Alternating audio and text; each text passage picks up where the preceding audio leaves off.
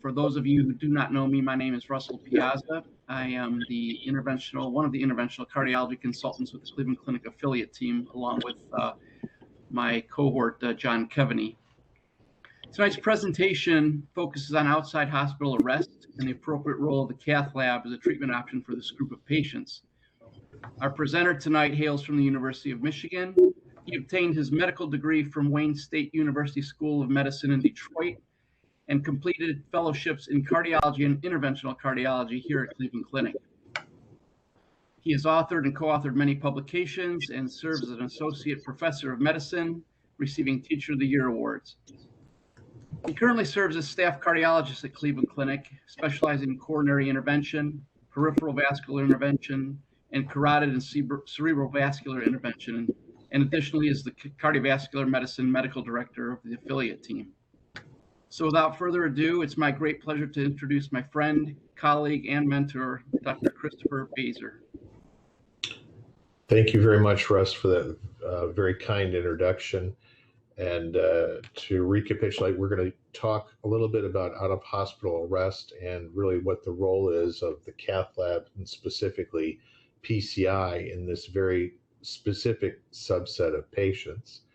Just out of full disclosure, I am a proctor for Abbott, but I believe that that'll have no bearing on this talk tonight. I'll have this particular slide available here at the beginning, and it's also going to be my last slide, so that those of you that are on this call will be able to claim their CMA by going to this hypertext website and then entering this CME code. So again, it'll be at the last slide as well. And if anybody needs it, certainly we'll be able to provide this access to you. So without further ado, the real impetus for this discussion has been public reporting of quality metrics on Stemi programs across the United States. In the United States, obviously, the American College of Cardiology, in parallel with the development of cardiac catheterization programs, have developed programmatic assessments of quality, and this is the NCDR as it has gone through its various evolutions in time. The NCDR is a voluntary participation of each program, and there is public reporting of the metrics.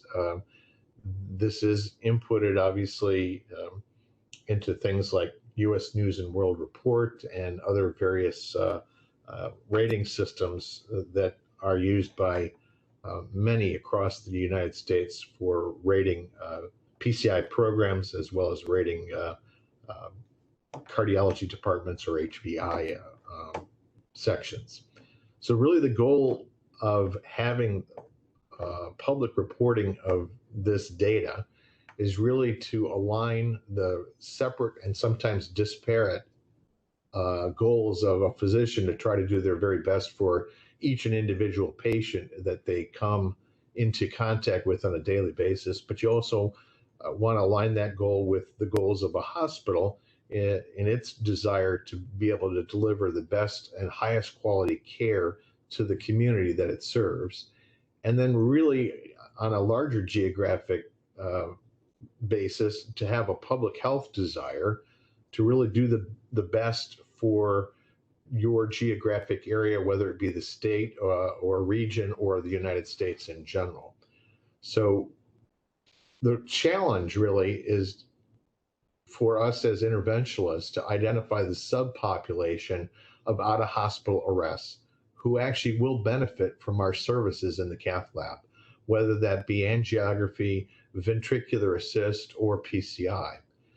And we conversely have to be able to exclude those patients whom we know with good scientific data will not benefit from the services of a cardiac cath lab. With the understanding, though, that if we exclude a patient from the services of the cath lab, that this is not that we're not giving care or not rendering care, or it's in some way can be misconstrued as a failure of a physician in terms of his duty or care of a patient, or that the hospital itself may be breaching a duty to its patient. It's using science to say what patient is going to actually benefit, which patient will not. Because when we talk about cath lab services, we're talking about really services that are very highly complex, certainly involve a lot of moving parts, a large team of individuals, and certainly is not without its associated cost. So to frame the discussion about out-of-hospital rest and the role of PCI or the cath lab, we're going to talk about a bunch of different things that are going to hopefully help in terms of the decision-making for the interventional cardiologist and really all of the healthcare team that's involved in the care of these patients, from EMS to the emergency department to the interventional cardiologist, as well as the critical care specialists that end up caring for these patients ultimately.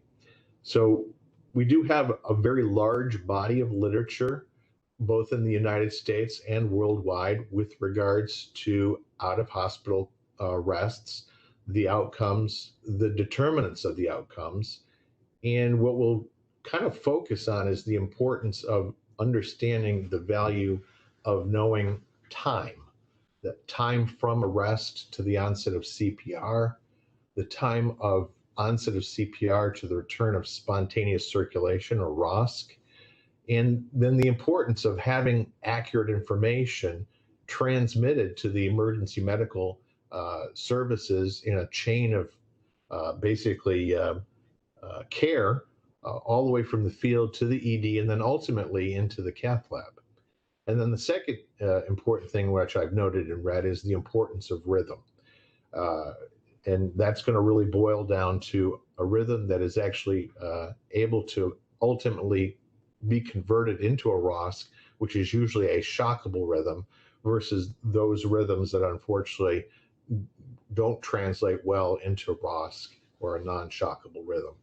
We'll also touch on the problem with Stemi, because Stemi does create an added layer of stress to an already stressful circumstance of a patient living their life and then suddenly unexpectedly losing consciousness, the chaos that occurs with the family and or people around the patient that does lose consciousness, and then the chaos of having EMS come and basically do their job in trying to get ROSC in a very difficult circumstance, and then all along the chain of care for BCLS and ACLS.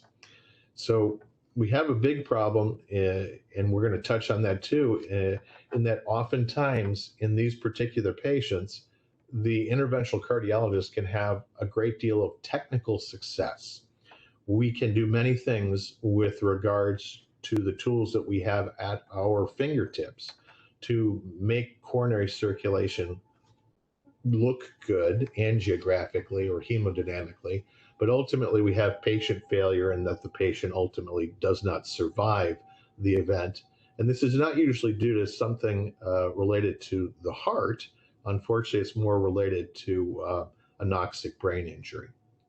Then we'll also touch on what is available to the cardiologist or the intensivist in terms of the guidance from the literature, whether that be bedside calculators or workflow that we can possibly integrate into each of our hospitals to try to help decision making and to do it in a rational and logical fashion for these patients. So without ado, we're going to talk a little bit about out-of-hospital arrest. Very simply, simple definition, the heart stops doing its job as a pump. We no longer have cardiac output. We no longer have the delivery of oxygen and nutrients to the brain and the other organs. We have absence of the signs of circulation. This is a common occurrence in the United States.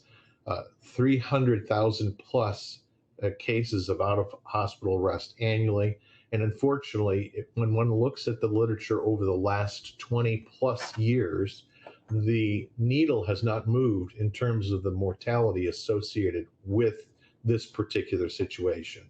And that mortality is in the neighborhood of 90%. Conversely, only 10% being able to survive. And again, it's due to usually CNS anoxia or hypoxia, 15 minutes or more without proper delivery of oxygen to the CNS, without either spontaneous or augmented flow of the heart. That 15 minutes leads to irreversible metabolic changes in the brain, and then the patient, unfortunately, does not survive. Cardiac etiology is very common. 70% of out of hospital arrests probably have some component, whether it's causal, proximately, or whether it's a final common pathway. Cardiac etiology is somehow in some way involved. Non-cardiac etiology is also involved, but to a lesser extent, such as trauma, drug overdose, drownings, etc.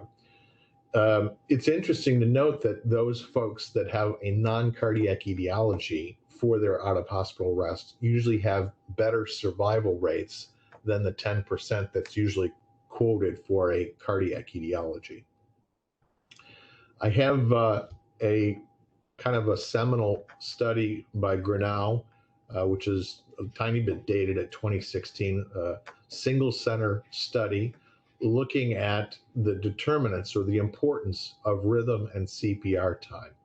Again, if you take a look at the overall study saying we've got 14%, roughly in that 10% range, survivor rate, but only 10% are surviving with a favorable neurologic outcome.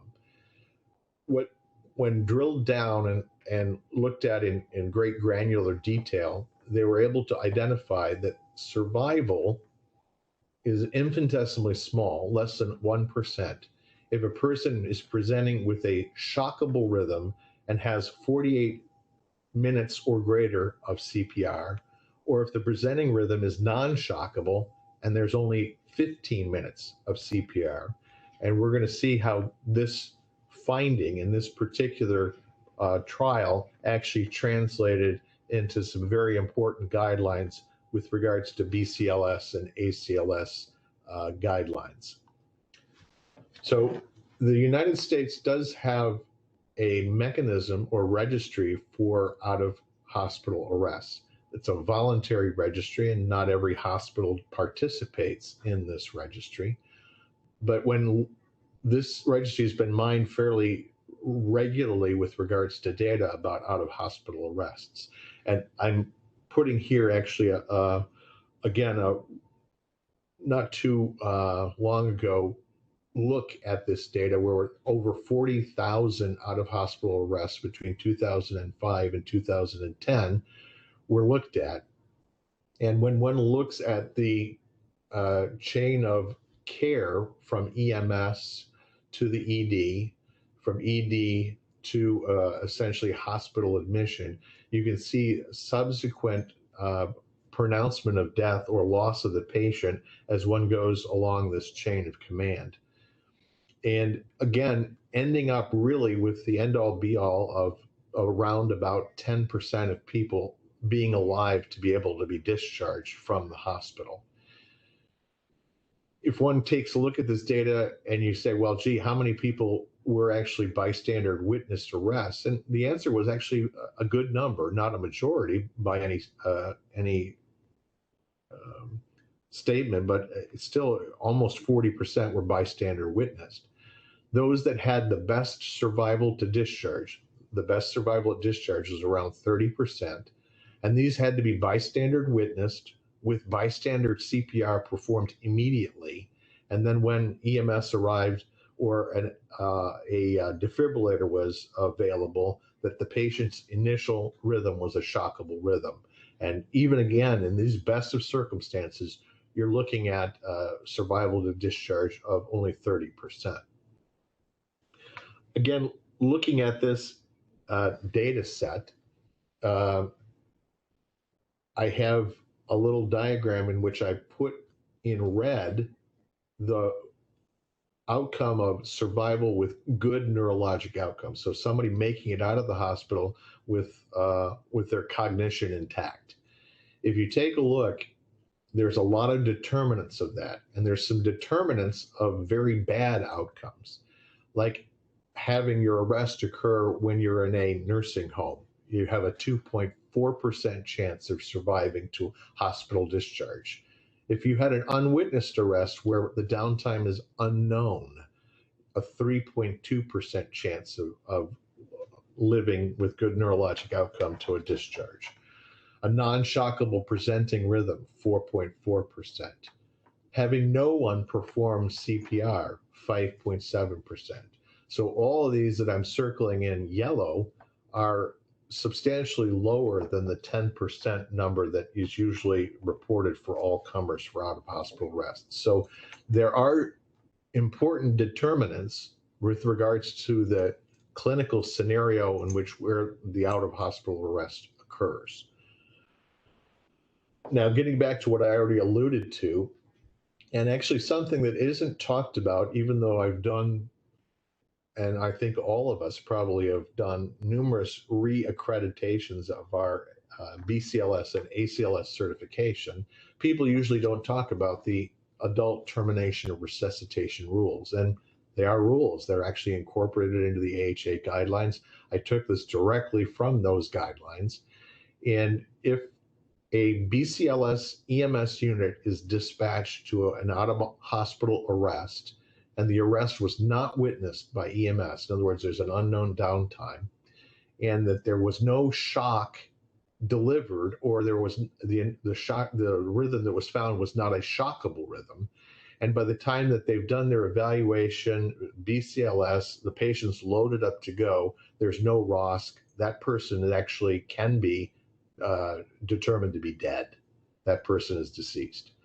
If an ACLS rig is dispatched to a out-of-hospital arrest, and again, the arrest has not been witnessed by EMS, there's been no bystander CPR, again, an unknown downtime, and you don't have a shockable rhythm and no shock was delivered in the field, by the time that the patient is ready and available for transport, if no ROSC has been achieved, that person also can be determined to be deceased. And again, these are termination and resuscitation rules that EMS certainly is very well aware of. I have to admit that as a cardiologist, I wasn't aware, even going through all of the reaccreditation process, there were actually pretty solid rules about when a person can be determined to be dead. What is the role of a person that does survive, gets ROSC, and they have no ST elevation on an electrocardiogram? Well, if you have no ST elevation and no obvious no obvious coronary cause, I should say, that's a misstatement on my slide, of out-of-hospital arrest, we have very good data, and I'm showing you actually a randomized controlled trial out of the Netherlands that's relatively recent. This was a New England Journal article from 2019, where patients with out-of-hospital arrest with no ST elevation were either randomized to receiving immediate left heart cath plus or minus PCI, or a delayed left heart cath, awaiting basically availability of what the neurologic prognosis was. So the delay could have been as long as 3 days or longer to determine CNS prognosis. And what they found, there was no difference at 90 days survival, whether you had early angiography or delayed angiography after assessment of neurologic status.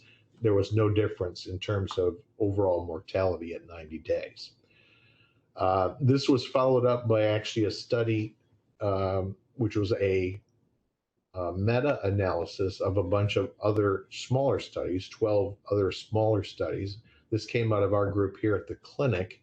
This meta-analysis looked at these 12 studies, which involved approximately 3,500 patients. It found a similar result, a similar finding, whether you had early coronary angiography or late coronary angiography. It didn't seem to make any sort of difference in terms of 30-day mortality, nor did it make a difference in terms of being able to be discharged with good neurologic status. It didn't even actually make a major difference in terms of which of this group of patients ultimately received PCI. So all of these diamonds that you're seeing at the bottom touch the point of unity, and so we're not significant. So we have randomized data, we have meta-analyses that pretty much comfortably say that a patient with out-of-hospital arrest, without ST elevation, you have time to be able to discuss with colleagues in the emergency department, in the ICU, as to the relative merits or drawbacks of whether or not the patient should go to the cath lab or should not go to the cath lab. So there's not the urgency of needing to make a decision with this particular subgroup of out-of-hospital arrests. So this has been actually incorporated into guidelines. So no ST elevation, no obvious coronary cause of out-of-hospital arrest. Both the European and US guidelines acknowledge that there's not any good evidence that demonstrates benefit. And they even caution against the use of resources of transferring these patients from a smaller, non-PCI capable center to a larger referral or PCI capable center. Because there certainly you couldn't make a cogent argument that the patient is going to benefit from that transfer. So what about the patient that actually has the out-of-hospital arrest and does have ST elevation? So both the European and US guidelines certainly strongly endorse the use of coronary angiography and subsequent PCI if indicated. And I say, and I put it into emphasis mine, because you have to really look into the weeds of the discussion section of the guidelines to understand that the indication for PCI would be an acute thrombotic occlusion of a culprit vessel as the indication, with the absence of any other immediate threats to life. And understanding, and pointed out in the narrative, is that the finding of fixed coronary disease is extremely common in these patients. And it's rare to have somebody not have coronary disease. And the issue or problem is that just the mere presence of fixed coronary disease, whether it's a subtotal or moderate lesion, or even a chronic total occlusion, these are less likely alone to be the proximate cause of the out-of-hospital arrest. The patient likely was living with these quite well without any bad occurrence, or maybe even any symptomatology, until something else happened. Something else happened to trigger an additional insult that made this fixed coronary disease no longer potentially tolerable, and then that may have actually then led to the out-of-hospital arrest. So what we as interventional cardiologists really desperately want is something like this diagram here, where you have a patient, they present, they have these certain features, and we can easily go down the decision tree and make the decision. This is a patient that needs to go to the cath lab. This is a patient that'll benefit from PCI. This is a patient that, definitely needs to go to bypass surgery, or this is a patient that should maybe have medical therapy and ventricular support. We'd love to have this, and we'd love to have it as simple as this. But the problem is this is really what we feel that we have. And this is our crazy 8-ball, where we ask the question, what am I going to do with this patient? And the crazy 8-ball says, well, reply is hazy. Please try again a little later. And this is a frustration for, I think, every interventionalist, and certainly every section of interventional cardiology has to contend with this feeling, if you will. And really, I think that we interventionalists are a victim of our own success. How is that? Well, the current status of coronary intervention is that to be very honest, an operator is more likely than not able to be very successful in the cath lab performing coronary intervention, whether it's ad hoc, whether it's planned or staged. We can usually accomplish most of the things that we set out to do in the cath lab. Technology has gotten to be that good. Our technical failure is relatively rare. An inability to cross with the wire, the failure to cross with the device. We have enough tools that have been able to overcome a lot of these more frequent earlier on or historical obstacles. And even our technical harm, such as dissection or perforation, infection, thrombosis, or bleeding, this is also less frequent than it was historically. And so really we can say that in the evolution of PCI and the evolution of interventional cardiology, we can now say technical success is common, failure is infrequent, harm also is infrequent. And so the expectation that we've driven amongst ourselves and our colleagues, both inside cardiology as well as outside of cardiology, is that we can do great things in the cath lab. But unfortunately, when we talk about this subpopulation of patients with out of hospital rest, retrospection is really the 2020 vision that we wish we would have had on a real-time basis. So our real problem is patient failure. Despite our technical success of PCI, patient failure exists.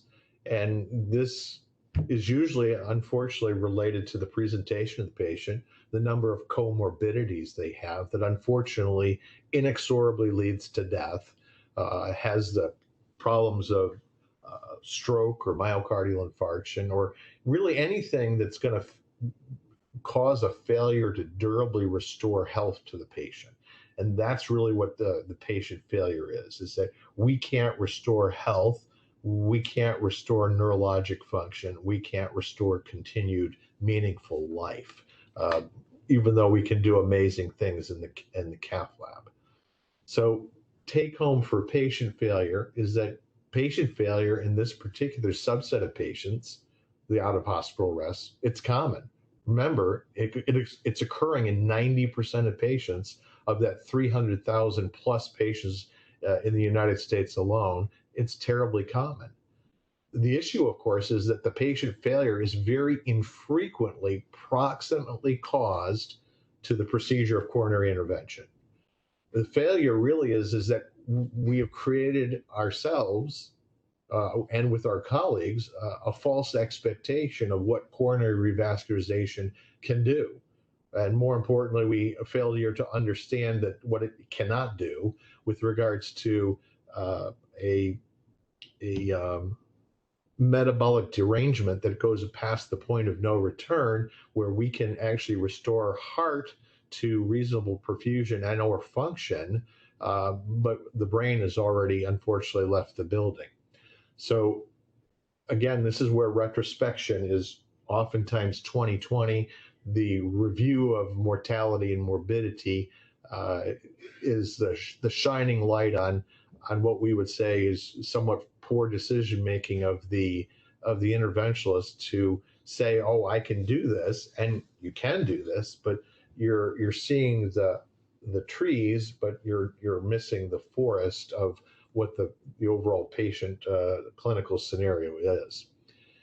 And then Stemi, unfortunately, is a tremendously magnified problem because Stemi immediately starts a stopwatch. And we're under the gun, not only for all of the emotion-charged issues regarding a patient who's been healthy potentially, or maybe not so healthy, but suddenly and unexpectedly dies. And we're now rushing pell-mell to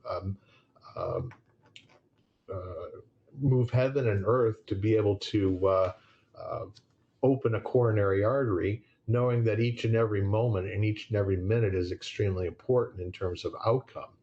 So the problem that we have is that we need a thoughtful pause. We need a moment to think about the overall picture or clinical presentation of the patient.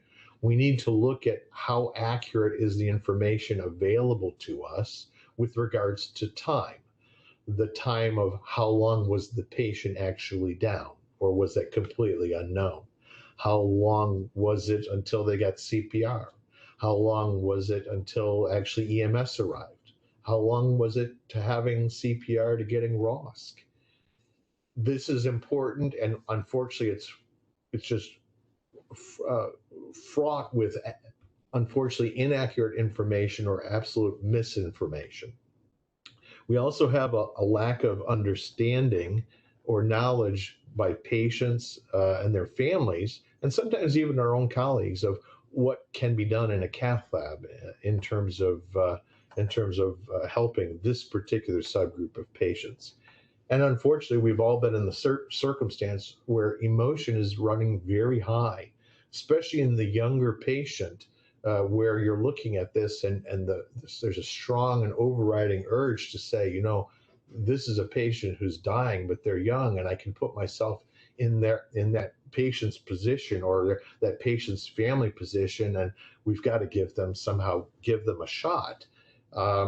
And then there's a feeling of the fact that we're all alone in the middle of the night trying to make a decision of life and death under a stopwatch.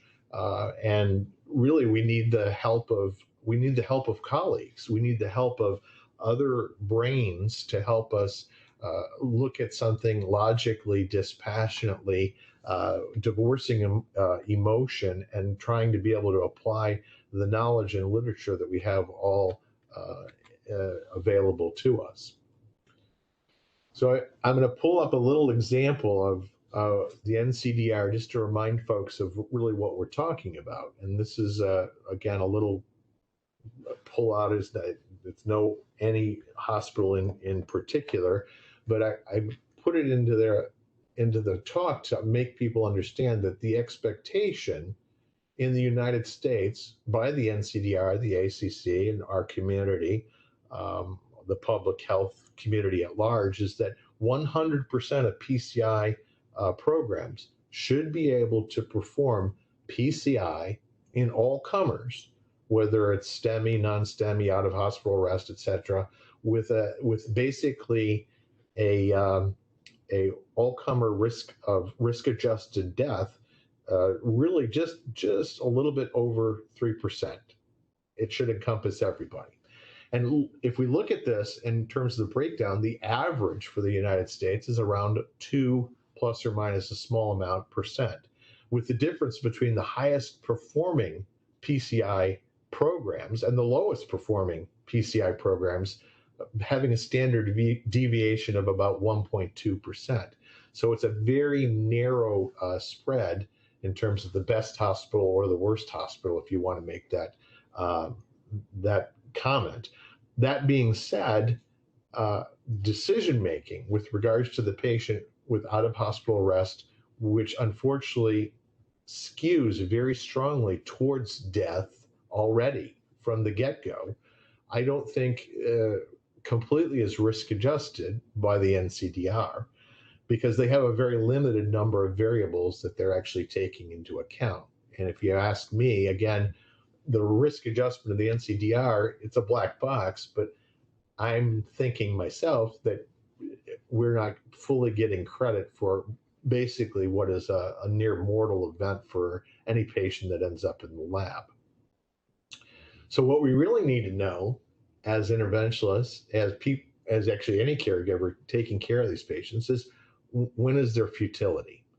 When is it not likely that we're going to achieve the desired outcome of restoration of health? And this is really kind of a judgment call, and it's used in various different venues for various different reasons. And the nihilist will say, well, it's to preserve or conserve the scarce resources or decrease the expense of a hospital or a hospital system. The doctor themselves can say, well, it's also protecting clinical integrity, ethics, as well as non-maleficence. But really, it's futility is where we can provide care and we know that maybe success is possible, but reasoning or logic or experience really tells us that the ability to have success is terribly improbable. If we look to our professional societies or professional associations for guidance on this, we get some relatively vague definitions.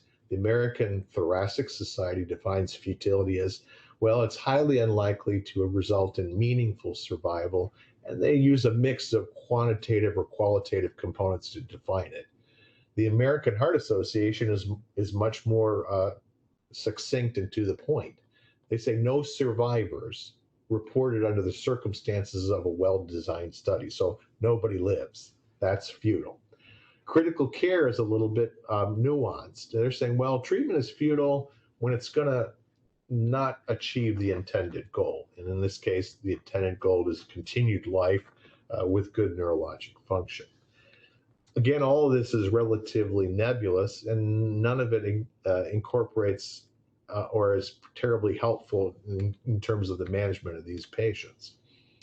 So futility take home, in my mind, futility again is in the eye of the beholder.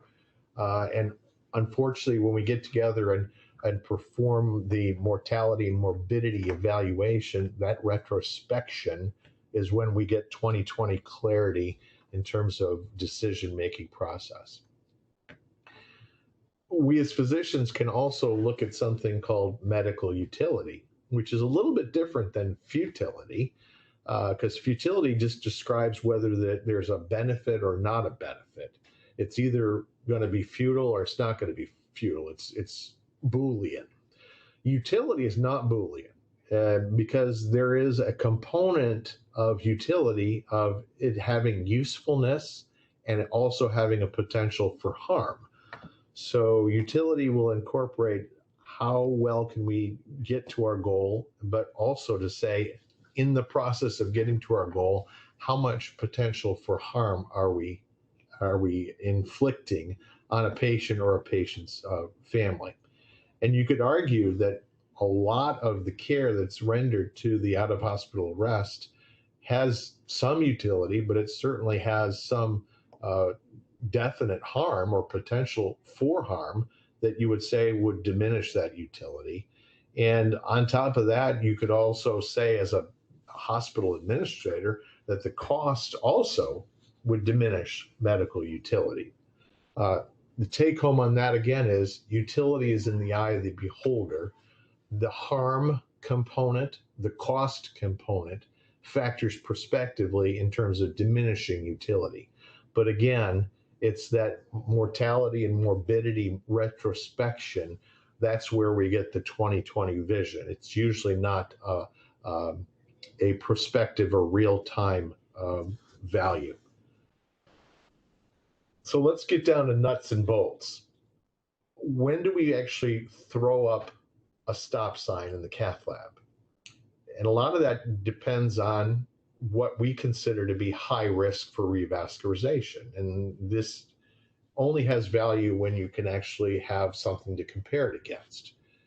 For the surgeons, they have a very robust database to compare their patients or prospective patients against historical controls.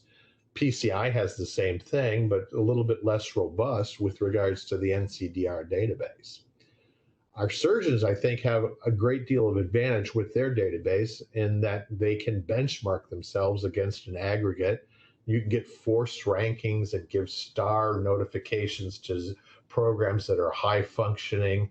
And you can even query the database and prognosticate for an individual patient based upon their clinical presentation. And that can spit out basically prognostication in terms of death and other negative outcomes of surgery.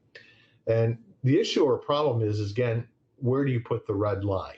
Where do you say no for a patient who's prospectively being looked at for surgery?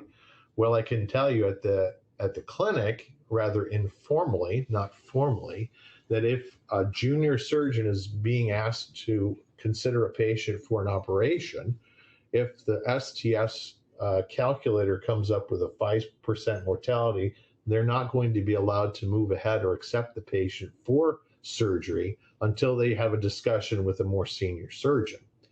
And if you're a senior surgeon, if you're calculating 8% or higher risk of mortality, you really need to discuss it with a colleague or have some serious reflection before you accept that patient for surgery. The interventionalist does not have the luxury of the time that's involved with this evaluation, nor do they have the robust registry data to be able to give them real-time information to help decision making. And unfortunately, it's rather a moving target. I already mentioned to you that the NCDR says that nearly 100% of hospitals should do PCI on all comers with a less than or equal to 3% risk-adjusted mortality. And again, the difference between the highest performing and the lowest performing is very, very narrow. So the debate that we've had in our interventional circle here at the clinic is, well, what's high risk? Is it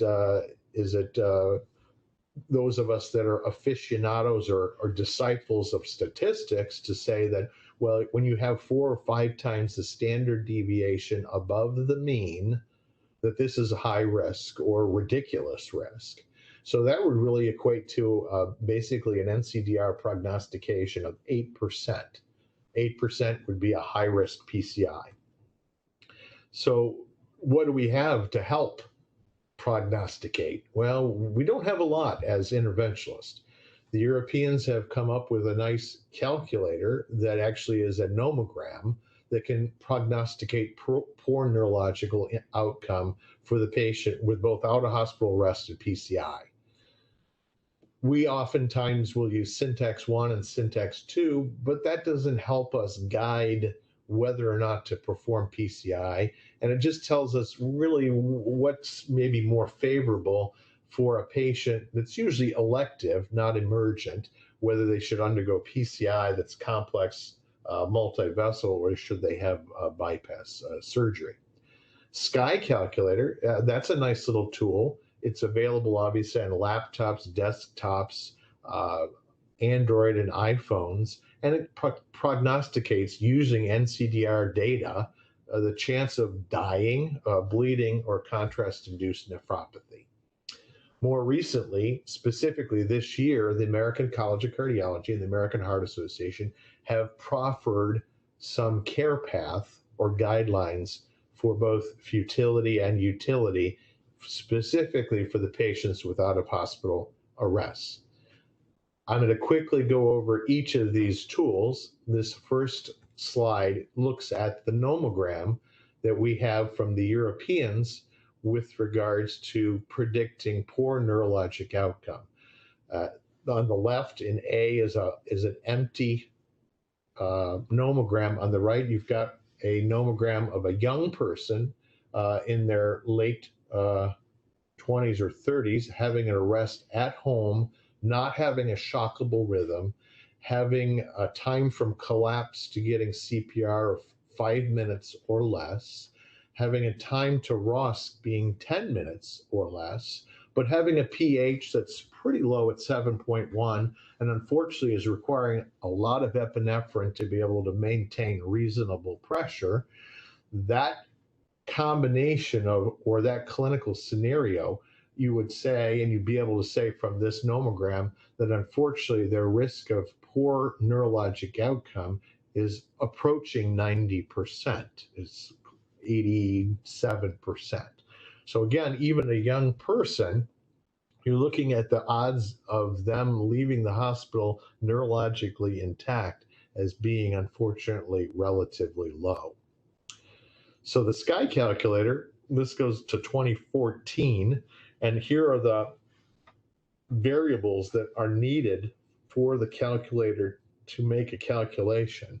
And this is an actual frame grab off of my iPhone of making a calculation of a patient where, again, the predicted risk of mortality, you can see pretty high at almost 37%, transfusion 26, contrast-induced nephropathy 35. So again, fairly high risk from any which way you would look at it.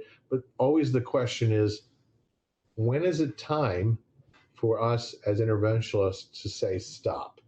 When is the stop sign? Where is this line in the sand that we need to draw with regards to these patients that have out of hospital arrest?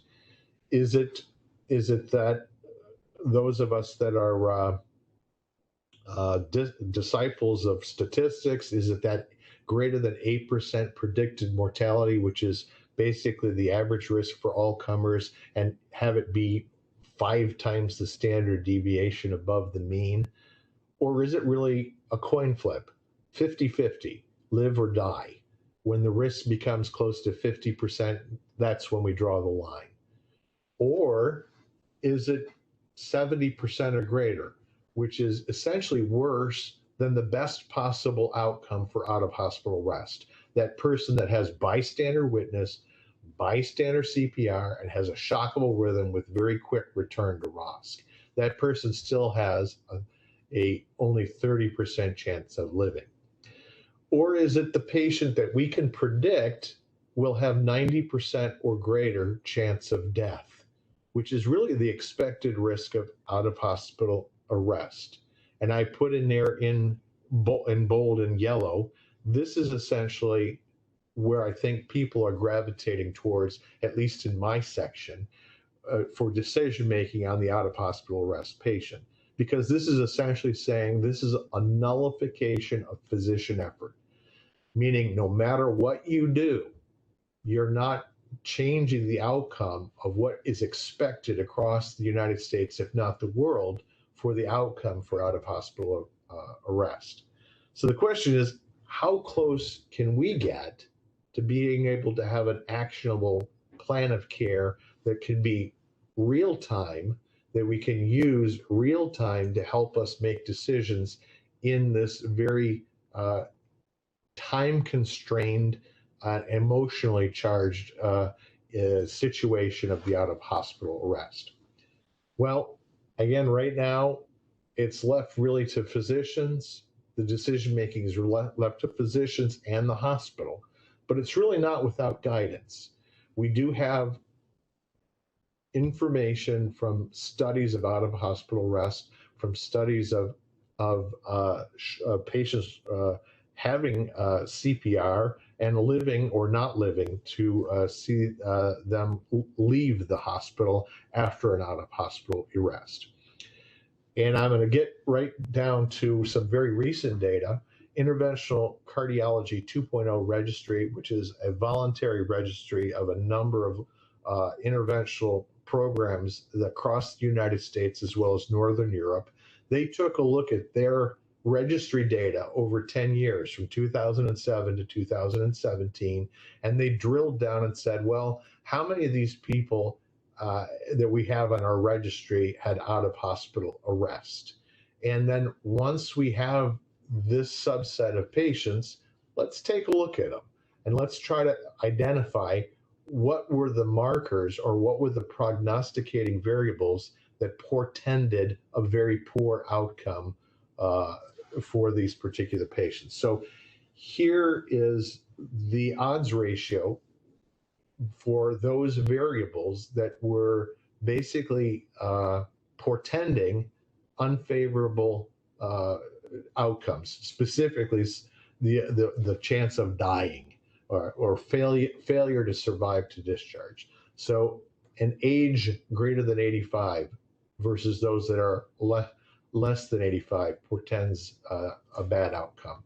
Those with prolonged CPR greater than 30 minutes portends a bad outcome. A non-shockable rhythm is bad. A lactate greater than 7 is bad. No bystander CPR is bad. Non-witnessed arrest is bad. A low pH less than 7.2 is bad. And although there was touching of unity, chronic kidney disease is not a good thing to have if you have out-of-hospital arrest. When they looked further, they said, well, what was the likelihood of a very poor, less than 10% survival? So here we have on the y-axis the possibility of less than 10% survival.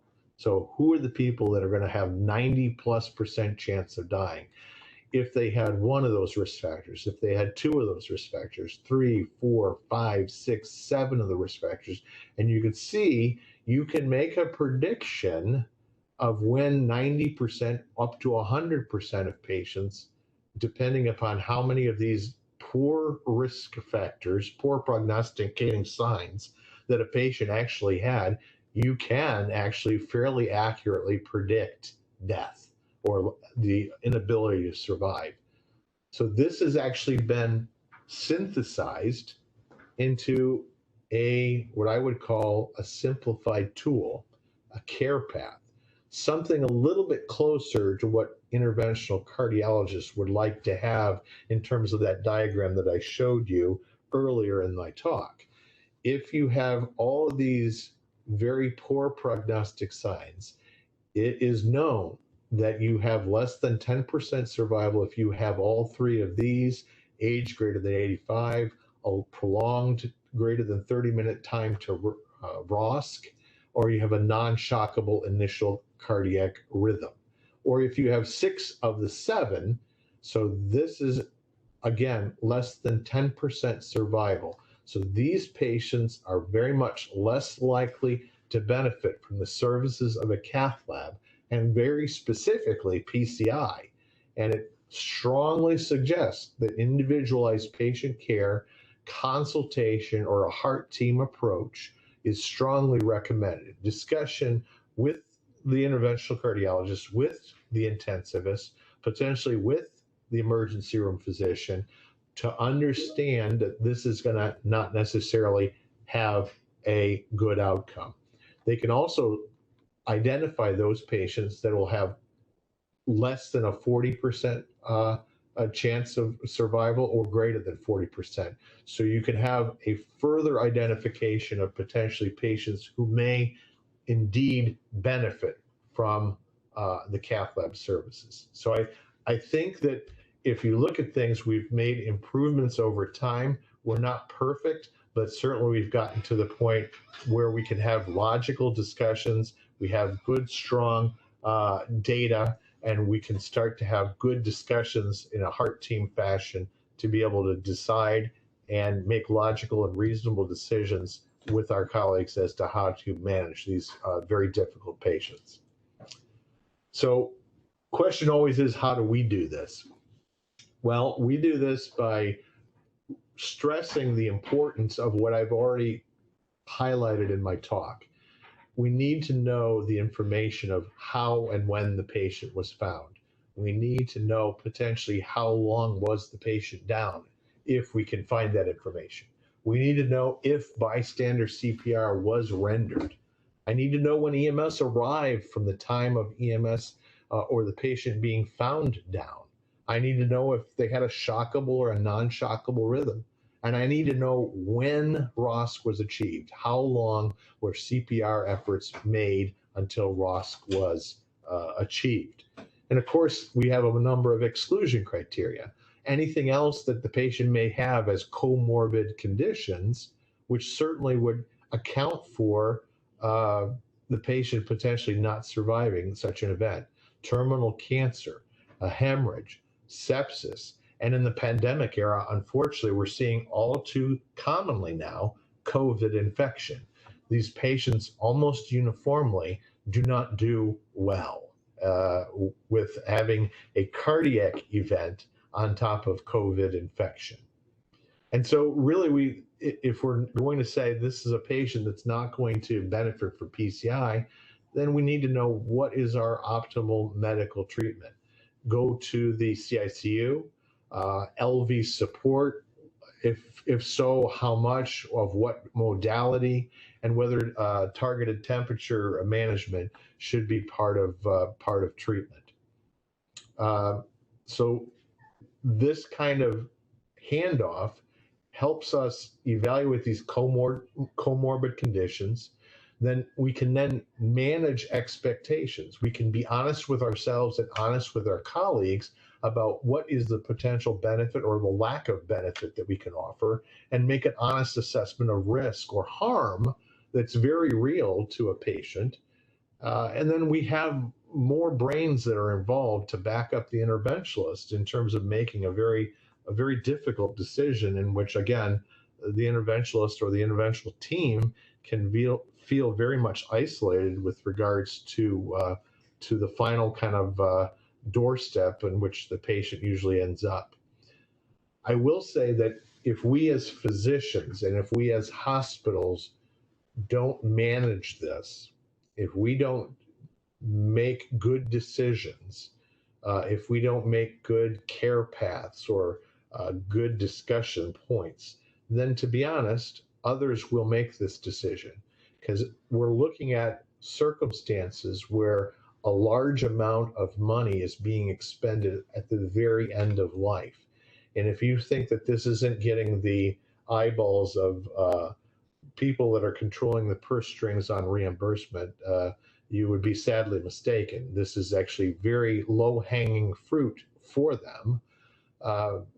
And it really behooves us, I think, as physicians and hospital systems to be actively looking at whatever we can do as individuals, as groups, as committees, to be able to make good decisions, good care paths, good care plans, policies, procedures to be able to treat these patients in a very respectful and prudent manner. And I think that would end my discussion. I'm certainly happy to entertain any questions that anyone may have. You know, Dr. Bajzer, I have to say I've heard you give this talk several times, and I always get a little something out of each one, a little more. Definitely these patients that come in out of hospital arrests definitely have the chip stacked against them with a less than 10% chance of survival.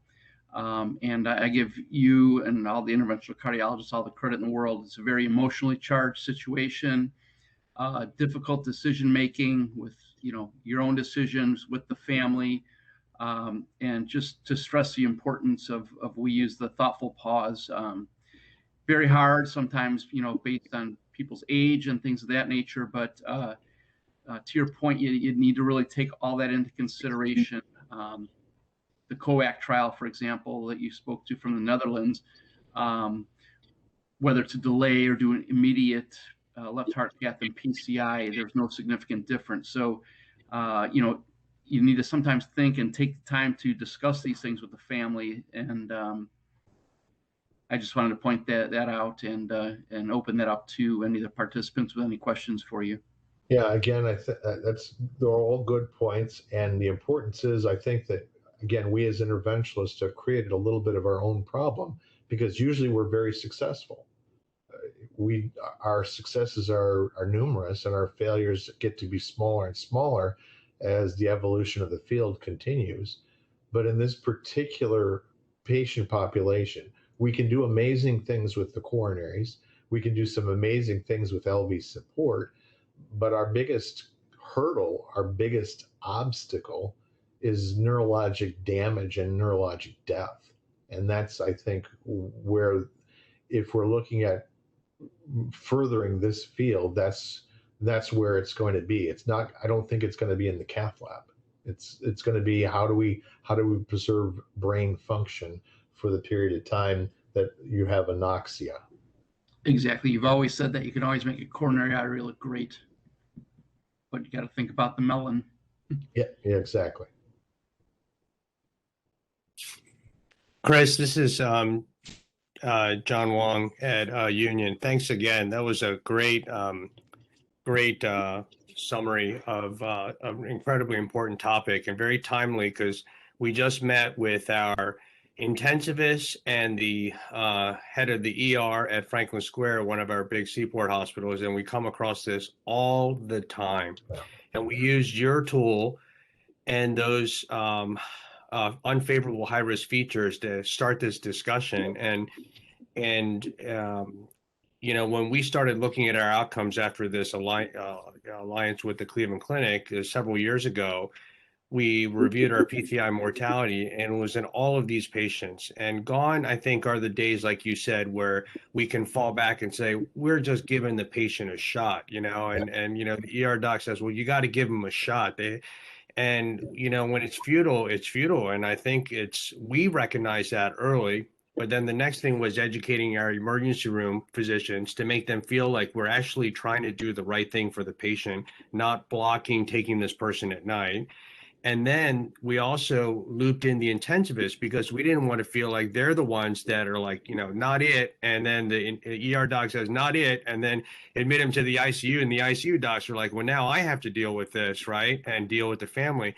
But it was very helpful having a multidisciplinary discussion reviewing this data because you realize this is no one's fault. We didn't make the disease. And I think when everyone realizes just how sick these patients are, that unless you have these patients that like one shot they come back and they're, barring those kind of situations, this is a very, very sick population that does not do well. And when they see how sobering the data is together, intensivists, ER docs, interventionalists, then they realize, just like you said, that we have to be thoughtful about selecting the right ones to go to the cath lab. So I appreciate this summary, and I know this hopefully will be available offline and recorded, so I can have more of my colleagues log on at their convenience to review it. Absolutely. And I also put in a plug for our tall rounds. This morning, actually, I gave a abbreviated form of this presentation, but I had the help of presenters from EMS, presenters from the emergency department, presenters from our ICU and our Neuro Institute. They all contributed to the talk, and that too is archived. And I know both Russ and John are on the line, and Katie, I think, is on the line as well. I know it's going to take a little time to get that archived, but I would highly endorse. Yes, my talk is here, and I'm happy to have people look at that. But it was great for me to be part of actually a multidisciplinary presentation where I had all of these people looking, and they're actually giving me their perspective, their viewpoint. Same problem, same patient, and like you said, not it, and it's the ACLS, BCLS chain, the chain of care, it's all linked together. And we're handing baton and handing baton and handing baton. But at some point, we have to understand that the next link in the chain is not going to be able to be successful. And we've got to be able to identify that. And again, I put the plug in for the tall rounds this morning. It was a 1 hour, it was also a 1 hour session, but multiple different presenters. Myself, I just had like a 9 slides, 7 or 8 minutes, my contribution. So I compressed this all into a small amount of time, but a number of my colleagues across a lot of disciplines really kind of put their perspective into everything. So I think that too would be a great thing to share. Thanks again. Thank you for taking the time to listen tonight. This is Dr. Tharagopala from St. Luke's Hospital in Chesterfield, Missouri. My question is, when the patient comes with the poor prognostic data based on your tool, will you tell the family members that really it's not a good idea to take him to the cath lab?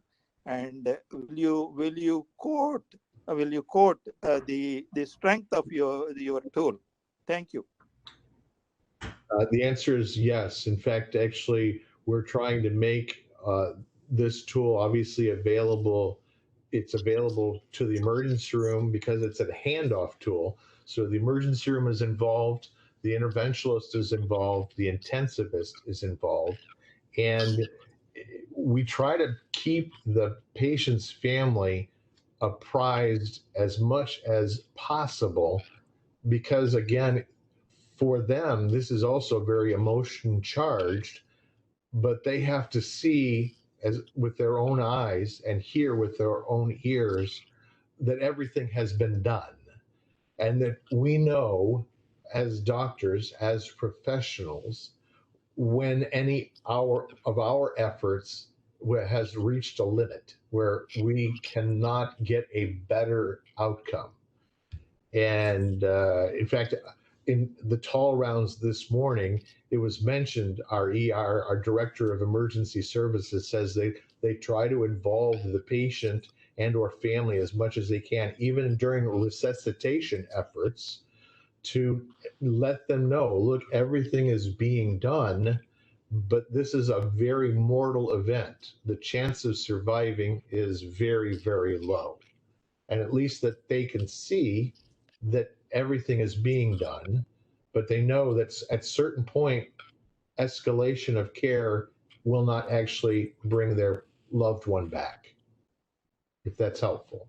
Yes. So we do share with the family. Thank you. Welcome. Thank you for your question. I don't hear anything else. If nothing else, I guess we can conclude this presentation. And again, thanks to everybody. And again, we'll have soon available the ability for you to review this at your leisure, this particular talk, as well as hopefully our tall rounds from this morning on the same topic. Very good. Well, thank you, everybody.